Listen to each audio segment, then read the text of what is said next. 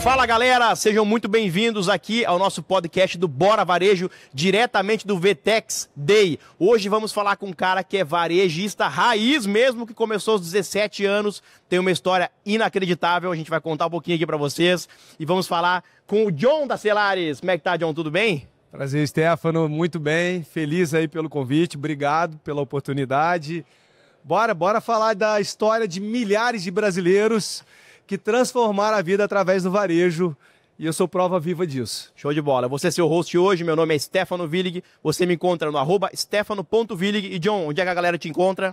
@Jonathan Benites, em todas as plataformas, e também você vai me encontrar no Spotify através do meu podcast do Vendas em 10 Minutos. Se você quer aprender um pouquinho sobre vendas todos os dias, dedique 10 minutos ao Vendas em 10 Minutos no Spotify e também no YouTube. Show de bola. O John, ele comanda hoje a operação nacional de uma das maiores marcas do mundo de acessórios mobile, a Celares, e vamos falar um pouquinho sobre essa história muito bacana, tá bom? John, fala pra nós aí, você que começou como varejista raiz, né, um vendedor raiz, na verdade, né, aos teus 17 anos, e hoje tá aí nessa estrada, comandando essa operação gigantesca dessa marca que é global, tá? Então, o que o varejo ele te ensinou que tu acha que nenhuma escola ou nenhum curso poderia ensinar para o nosso varejista? E já aproveita e já conta um pouquinho para nós da tua trajetória aí. Eu venho de uma família muito simples. Minha mãe foi merendeira, minha mãe foi funcionária pública, meu pai foi autônomo.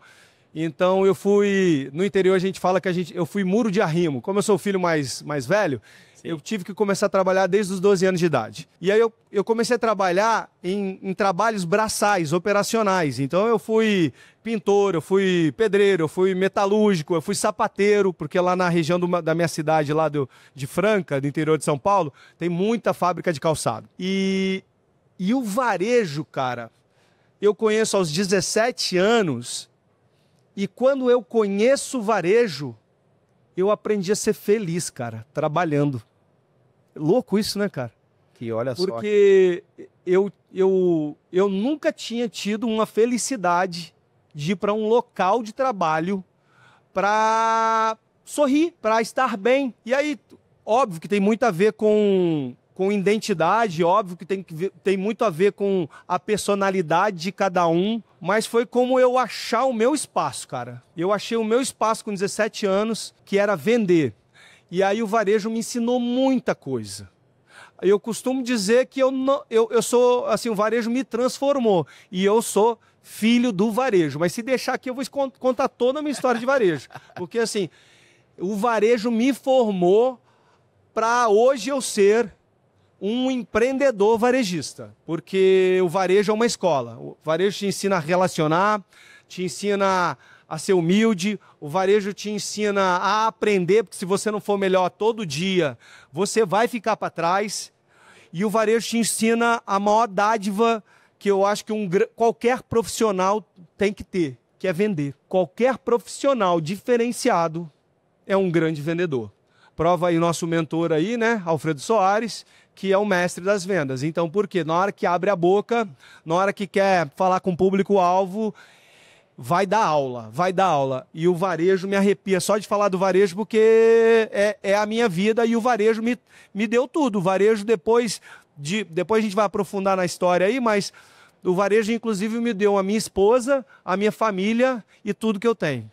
No passado, eu estudei muito sobre isso. Entendi. Muito sobre rapport, muito sobre conexão, muito sobre como fazer um cliente comprar mais. E eu tinha que fazer esse exercício de empatia, entendeu? Sim, sim. E você que está me escutando, que é varejista, vendedor, é o grande ponto-chave. É saber falar com o teu cliente, o outro lado, perguntar mais, escutar mais. Porque tem muita gente que acha que vender é falar. Exatamente. E foi a mesma coisa, né? Quando a gente foi conversar ali, eu disse, então me conta um pouquinho da tua história, da tua empresa, para eu poder te conhecer, entender e, de fato, fazer boas perguntas para entregar um bom valor para o nosso público que está nos escutando e nos vendo, né? Que também vem disso, dessa empatia de entender o que, de fato, a gente pode extrair de valor para o varejista, né? Perfeito. Muito bom, cara. Perfeito. E desses momentos todos, assim, na tua trajetória, né? Teve algum momento que deu uma virada de chave, assim, que tu disse, cara, acho que eu posso construir algo muito maior e deixar de ser exclusivamente um vendedor, que já é algo muito desafiador e muito grande, né? Sim, sim.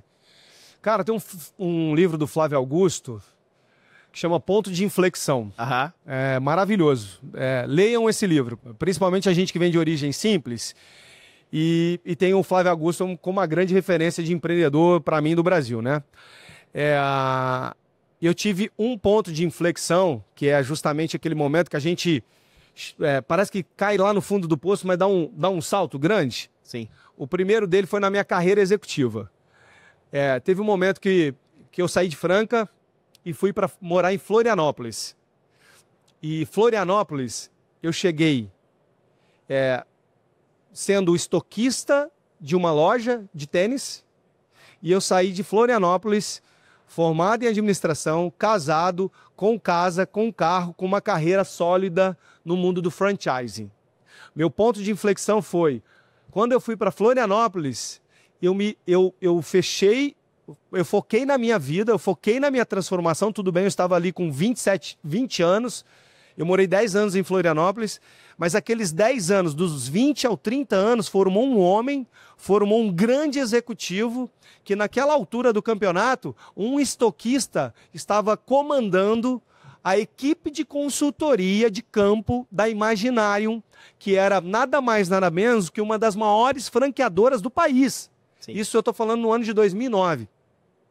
Então, assim, eu tenho esse momento de alavancagem, aí eu conheço o franchising, que basicamente é um braço do varejo, é uma forma de escalar negócio, é uma forma de multiplicar negócios. Uma forma de criar empreendedores também. Uma forma de criar empreendedores, é um ambiente de educação. Exatamente. Franchising é esse ambiente de educação.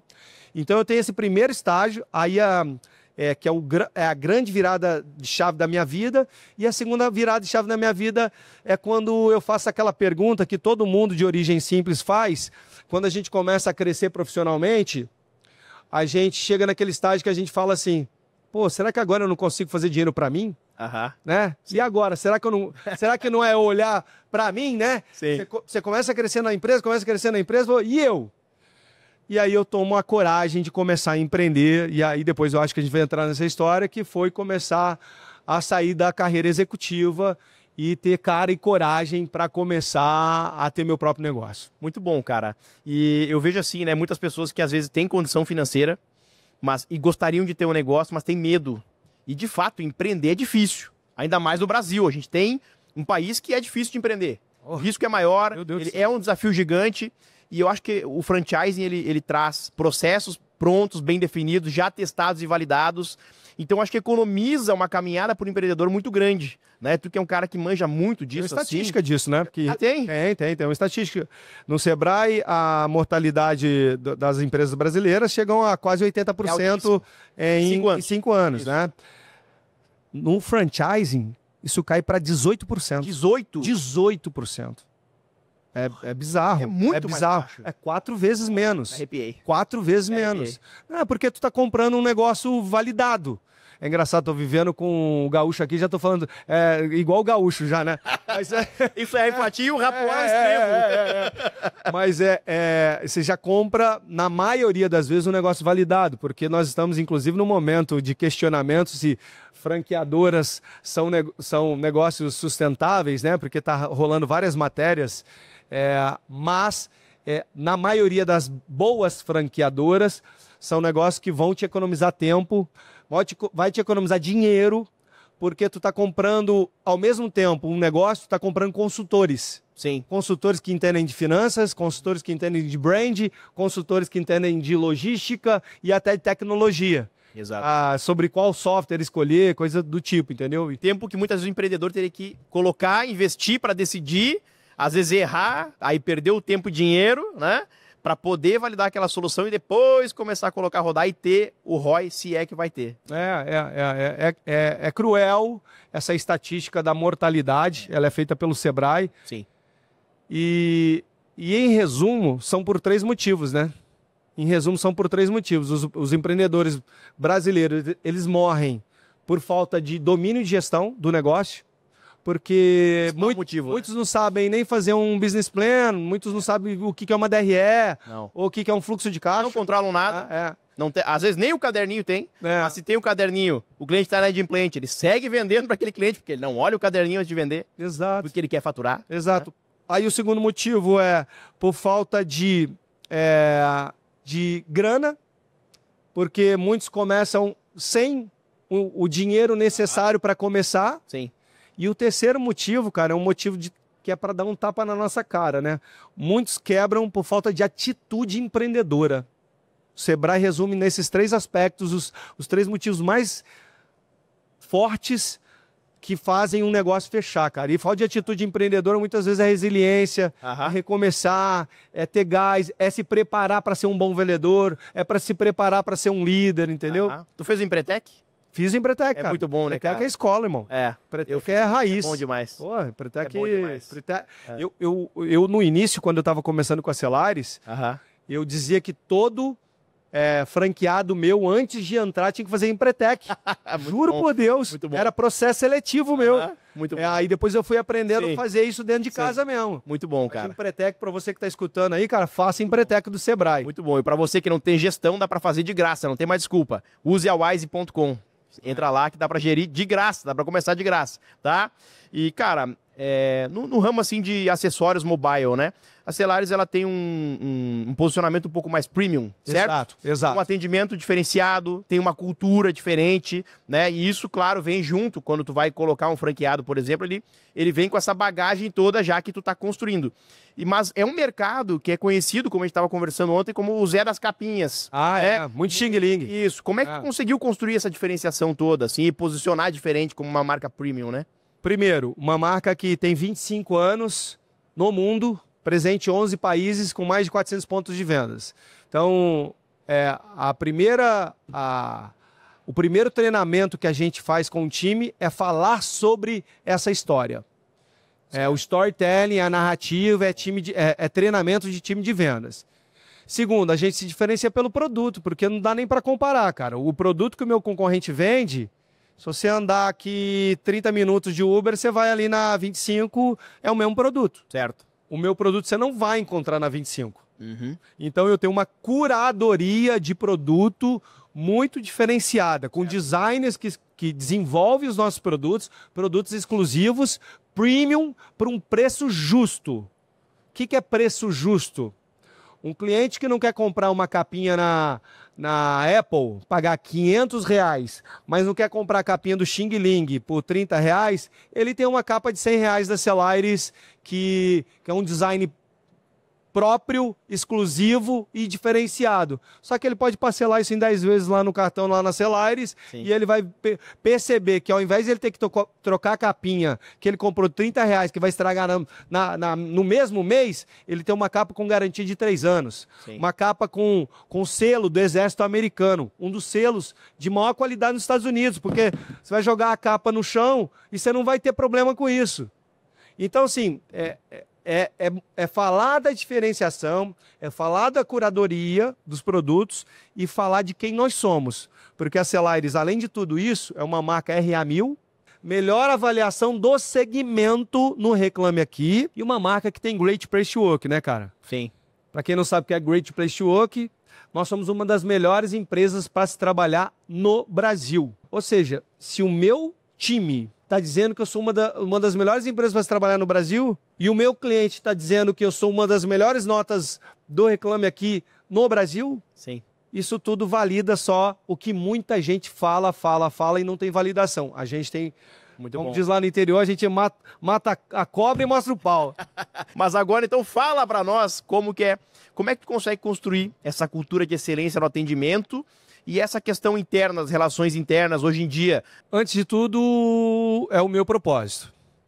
Porque lembra da minha origem, de onde eu veio. Então, eu venho de uma origem que não tinha nada. E através das vendas, eu transformei a minha vida. Então, eu acredito que as vendas transformam vidas. E aí, desde que eu comecei a empreender, eu dediquei muito meu tempo para o meu time e dedico até hoje. Então, está dentro da nossa filosofia, está dentro dos nossos princípios e valores, certo, tá? E está dentro do nosso calendário de formação.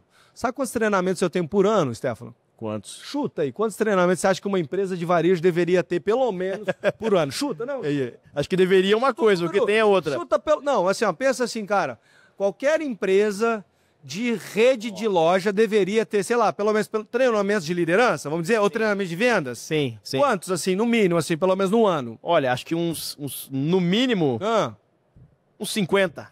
50. 50 já é um número alto. Sim, alto. Pra muito... Por isso que deveria. Não, mas vamos lá. É. 50. Já seria excelente se tivesse isso. 50... Que não tem um por mês, às vezes, né? 50 quer dizer... Nós temos 54 semanas, se eu não estiver enganado, né? Seria quase um por semana. Certo. Esse ano, a gente deve entregar entre 80 e 90 eventos de capacitação nesse ano. Nesse ano. O ano passado a gente entregou exatamente 54, 55 eventos no ano, tá? Excelente, imagina. E aí a gente dobrou. Não, isso é raridade. É raridade. Isso é raridade. Você pegar um empreendedor, ainda mais um fundador, sim, um CEO que treina, que desenvolve, é muito raro no varejo. Os empreendedores brasileiros têm preguiça de treinar. Tem preguiça de treinar.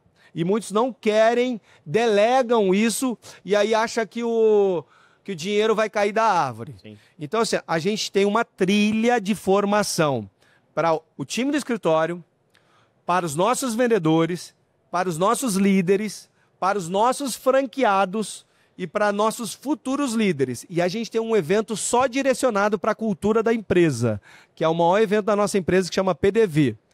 Que parece da nossa sigla ponto de vendas, né? Mas é o Programa de Desenvolvimento de Vidas. É muito bom. Onde a gente fala muito sobre os nossos princípios e valores, legal, mindset e cultura. Muito focado em cultura. Todos os franqueados. Todo mundo numa sala no colaborador de manhã. 300, 400 pessoas, todo mundo numa sala, todo mundo participando, falando da narrativa daquele período. Geralmente tem uma data comercial envolvida, ou é no Dia das Mães, ou é no Dia dos Namorados, coisa e tal. Mas falar do planejamento estratégico daquele período, das campanhas comerciais, mas muito sobre a filosofia Cellares, que é baseada em 3 pilares: ética, comprometimento e otimismo. E os teus produtos, que tu até jogou o telefone, eu fiquei olhando, eu não ia ter coragem de jogar o meu. Não ia ter coragem. Alugar o jogo. Isso é uma curadoria que vocês fazem, que tu disse que tu vai à China, certo? E qual é o impacto que isso tem para vocês nesse posicionamento premium, no faturamento das lojas também? O quanto isso é importante para vocês? É determinante. Hoje um segmento nosso, Stefano, um quiosque, uma loja de acessórios, vender 30, 40 mil reais é o auge para muitas dessas lojas. Certo. Faturamento médio da Cellares é 90 mil reais na rede. 90 mil. Se eu pegar todas as minhas lojas, dividir pela quantidade de lojas, está dando uma média de 90 mil. Eu tenho lojas vendendo 200 mil no mês, sim, 250 mil no mês.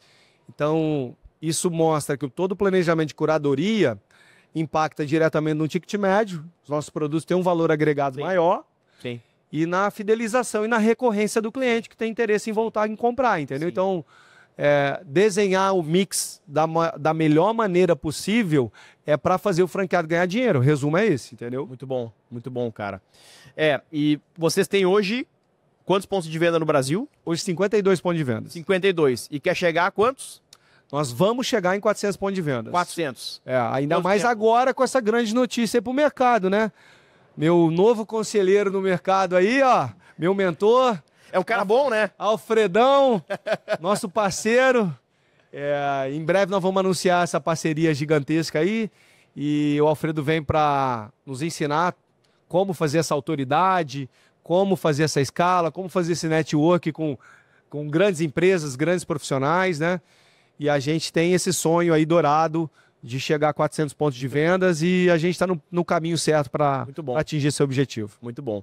E teve alguma decisão que tu achou muito difícil assim, de tomar para chegar nessas 50 e depois de planejar para ir até essas 400? Teve, cara. Teve. Depois que eu tive Cellares, eu cometi um erro que eu acho que todos os empreendedores cometem. Mas você paga muito caro por isso. Mas eu vou te dizer, hoje eu escutei uma frase ali da Cris Junqueira, que até mandei para minha esposa. A Cris Junqueira falou assim, ó, É muito ruim sofrer. Mas é muito bom ter sofrido. Muito boa essa frase. Caralho, velho, isso me... Desculpa o palavrão aqui. Muito boa mesmo. Mas assim, eu cometi um erro como empreendedor de fazer multi-investimentos. A Celares tinha dado muito certo, e eu entrei naquele ego. Sou foda. Sou fodão. Tá um monte de negócio, tudo vai dar certo. Porra, e tinha vindo a pandemia. Aham. A pandemia me deu um medo danado, porque eu, do dia pro outro, eu parei de vender. E aí eu falei, cara, eu entrei naquela frase, tem que tirar os ovos do mesmo cesto, sabe? Coisa que a gente às vezes escutou no passado. Mas eu percebi, cara, que a gente é um só. E que talvez eu pudesse ser um multi-investidor. Uhum. Mas tu não tem a capacidade de ser multi-empreendedor, cara. Porque o teu negócio demanda você, cara. Demanda você. Então, teu dia tem 24 horas, cara. E aí eu fui cair na besteira. Chegou uma hora que eu tive uns 6 negócios e deixei a Celares de ladinho.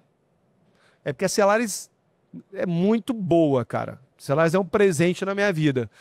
Porque senão até a própria Celares poderia ter se dado mal.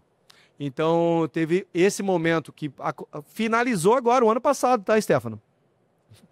Acabei de fechar uma rede de restaurantes agora, no ano passado, de restaurante japonês. Tomando a decisão de tipo, cara, ou eu fecho esse negócio, ou esse negócio vai me fechar, entendeu? Mas eu hoje, cara, tô tão confiante do meu futuro, porque tá inclusive me sobrando tempo para fazer podcast ainda. Porque eu tô só focado no que eu sei fazer. E o meu podcast, basicamente hoje, é até uma mentoria pro meu próprio time. Aham. Porque, basicamente, tudo que eu faço hoje é ensinar pro meu time como eu aprendi a vender lá no passado, entendeu? Então, cuidado você empreendedor que tá pensando em multi-investimento, tá? Seu negócio precisa, seu primeiro negócio precisa estar bem estruturado. Muito bom, cara. E o que tu enxerga no franchising, assim, que talvez tenha mudado a forma como tu enxerga a relação com quem tá na ponta? Uhum. E hoje tu tem lojas próprias também para poder te manter oxigenando e em contato com o cliente também lá na ponta, não só com o colaborador, etc. Como que funciona isso? Stefano, como eu te falei, eu sou do raiz, né? Sim. Vamos separar aqui que é o raiz, que é o Nutella. Raiz é quem botou a mão na massa. O Nutella é o cara que não teve a prática. Não tem nada contra o Nutella, não, tá? Mas é a grande diferença. Então, o que eu vejo hoje? Que já existe há muito tempo. Eu, antes de vender franquia, eu abri loja própria. Eu domino o que eu faço. Sim. Tudo que eu estou falando para você, eu sei fazer.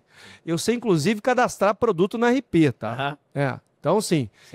Eu sou o empreendedor raiz, que não ficou ultrapassado, que não faço mais. Hoje eu tenho uma equipe de quase 40 colaboradores no meu escritório para fazer tudo isso, para dar suporte para todo o meu time, tá? O que eu acho perigoso no mundo do franchising são as franquias Nutella. O cara que vende um hambúrguer, mas não sabe fritar um hambúrguer. O cara que vende uma cafeteria, mas nunca tirou um café na maquininha de café. Uhum. Então são os franqueadores Nutellas de palco, que são excelentes vendedores. Uhum. A maioria deles. Sim. Então, assim, eu costumo dizer que você não faz negócios com marca. Você faz negócios com pessoas. Então, quem é que está por trás da sua franqueadora? Então, é aí que eu vejo o perigo do mundo do franchising de sempre. Né?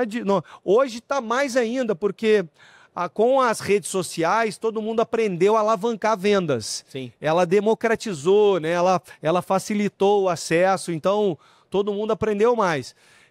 E aí está mais perigoso, porque as pessoas estão sendo mais acessadas.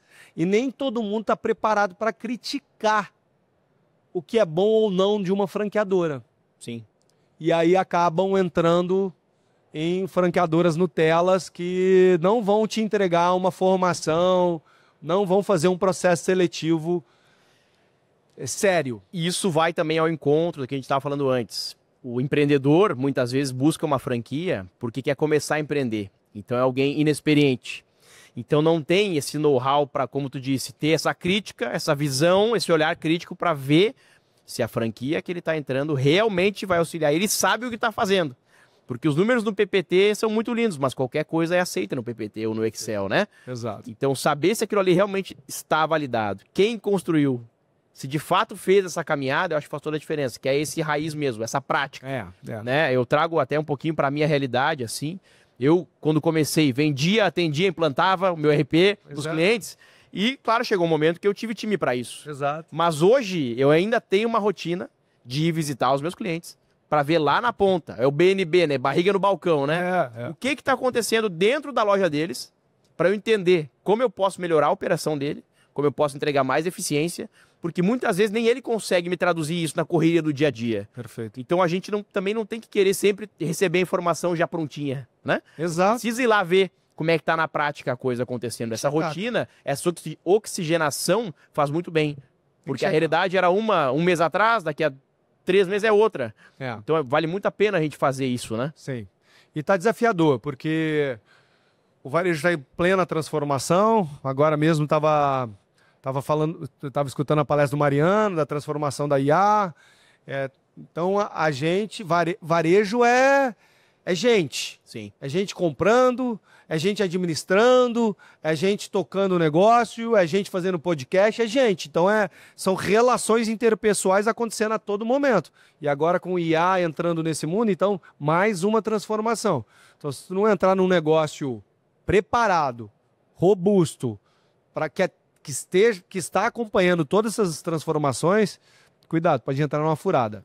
Muito bom. Para a gente finalizar então, última pergunta. Bora! Para os próximos 3, 5 anos aí, para o varejista que quer estar à frente, com todas essas mudanças, o que não pode faltar dentro do varejo dele para ele realmente conseguir se destacar, sobreviver e crescer? Número 1, não pode faltar, em hipótese nenhuma, com qualquer transformação, com qualquer mudança, não pode faltar o domínio em gestão de pessoas. Um grande empreendedor, antes de qualquer coisa, é um grande líder, é um grande gestor de pessoas. Então, o seu time tem que trabalhar por você. Se ele não trabalhar por você, esquece. Tu vai virar as costas, o negócio não vai andar. Então, ele precisa dominar esse assunto. Segundo domínio que não pode faltar, vendas. Tu é de finanças, tu é engenheiro, tu é escambau, mas, meu irmão, se tu não dominar vendas, tu vai morrer. Tu vai morrer porque pode ter um PhD com todo conhecimento em Harvard, mas que vai abrir um negócio, mas pega um Zezinho do lado que domina vendas e vai vender mais que tu no teu negócio, tá? E por último, ele tem que estar acompanhando as mudanças e as transformações, porque senão ele fica velho, ele fica ultrapassado, e um empreendedor ultrapassado é reflexo, um negócio ultrapassado é reflexo de um empreendedor ultrapassado.